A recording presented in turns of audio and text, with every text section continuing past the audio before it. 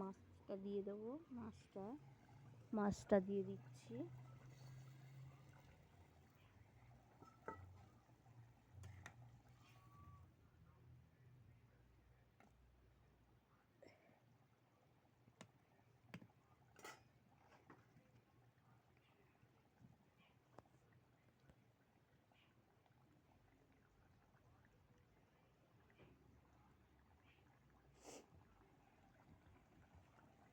মাছ দেওয়ার পরে ফুটে উঠলে একটু বড় মশলা দিয়ে নামিয়ে দেবো।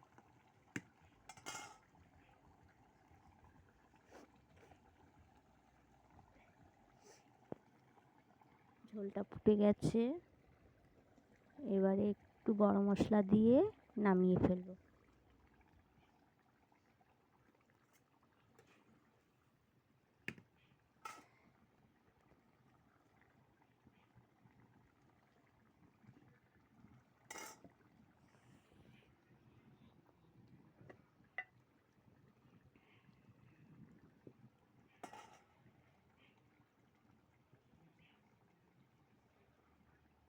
গরম মশলা দিচ্ছি।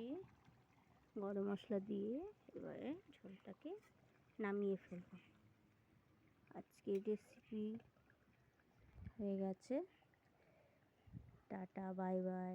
সবাই ভালো থাকুন, শেয়ার করুন, লাইক করুন আর কমেন্ট করে জানাবেন। ওকে, বাই।